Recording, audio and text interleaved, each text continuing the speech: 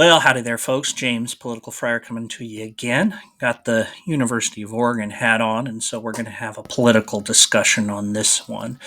Specifically, we're going to talk about third party presidential candidates and the unique challenges that third party presidential candidates face. And it's funny, it's not even third party presidential candidates, it's independent presidential candidates. See, the overriding truth about Joe Biden versus Donald Trump, which is the matchup that we're hurtling almost inexorably towards in 2024, is that nobody wants it. Both of these men are deeply unpopular with the general electorate, with approval ratings in the low 40s at best.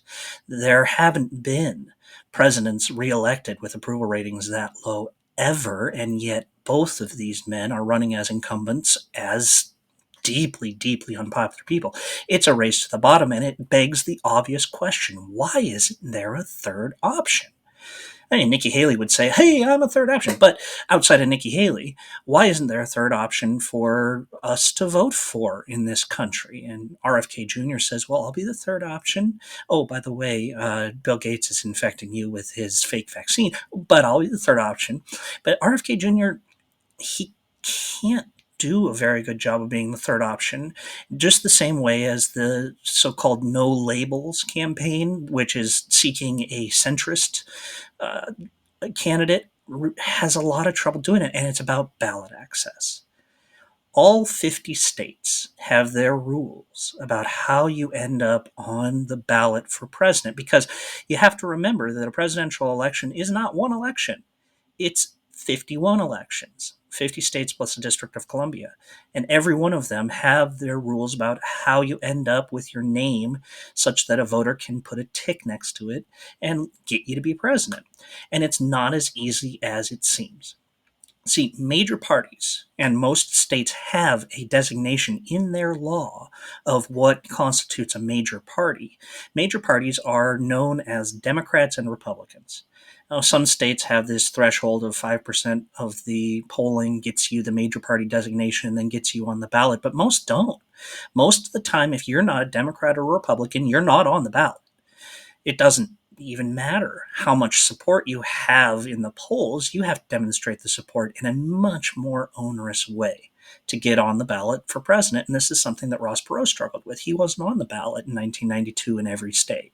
And it's because it's real hard. Even a candidate like Ross Perot, who had something, approaching 30% support at points during that campaign, couldn't get on the ballot in every state because the rules are designed to stop it.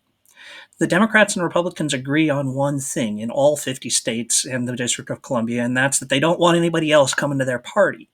They don't want anybody else getting on the ballot for the election. And so the rules for getting on the ballot as an independent candidate usually include gathering thousands upon thousands of signatures, something that costs tens and hundreds of thousands and maybe millions of dollars. It is a massive headwind on an independent candidate just to keep the competition out. And it's structural. It is the fact that the Democrats and Republicans control the state politics too.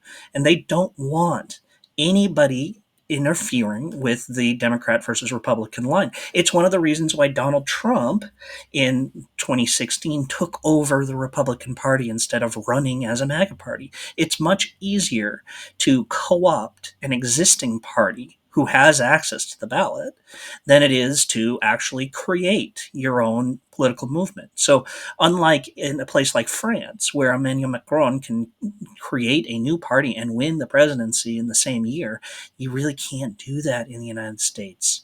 The legal barriers between you and having a voter be able to vote for you are too great on the presidential candidate and governor candidates and many other elections. You're just not going to make it as an independent because all of the law is stacked against you, and there's no way anybody's changing that law because it's stacked for the current office holders. Now, if this feels anti-democratic and troublesome, well, yeah, you're right. It is. It's something where these politicians have created an artificial protection for themselves. And so what do we do about it? Well, there's not much to do in the short term The only thing that you can do is in the long term try to dismantle some of this stuff. But again, the incentives are there to keep all of it in place. There are some ideas about how you can work within the system, so you can create a more diverse set of candidates amongst Republicans and Democrats. And so the jungle primary idea that the Californians do and the ranked choice voting that the Alaskans do creates more diversity of candidates within the party structure, and that might be one way to mitigate some of this. But if you're looking for RFK Jr. to get on the ballot, even with some polls have him at 14%, that's a lot of support, and he's not going to be on the ballot in a lot of states because getting on the ballot is basically impossible. Not impossible, but difficult, very, very difficult. And if you're looking for Joe Manchin and no labels to get folks on the ballot, that's even harder. You heard maybe that RFK Jr. was flirting with this idea of becoming the Libertarian nominee. The reason why is because the Libertarian Party is recognized as a major party in most of those 51 states and the District of Columbia. It's entirely about ballot access. RFK Jr. is no libertarian. Outside of his kooky conspiracy theory stuff, he's just a Democrat. He's just a Democrat. That is so far from the libertarian actual ideology that it's enough to make you want to spit. But he would potentially be the libertarian candidate, not because he believes in any of that stuff, but because he wants his name there next to Trump and Biden. And that's one of the only ways you can do it. You have to co opt an existing party. You can't build a new one. And so the folks out there who pine for this third party, pine for this centrist party, pine for Avant, which is the French centrist party that ended up taking over and putting Emmanuel Macron in place above the traditional parties, it can't happen in the United States. It's just the way the law works. So knowing that, what do we do? Well, I guess you vote for the best option you got.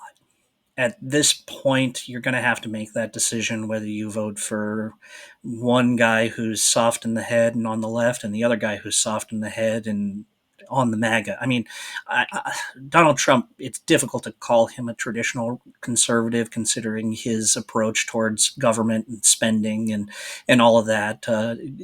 He's his own creature. And he demonstrated the only other way you can get a party to change, and that's you get a person at the top who changes it. And that's what you have with the Republican Party. So if you are a traditional conservative, of which there are tens of millions in the United States, you don't have anybody to vote for. I'm sorry.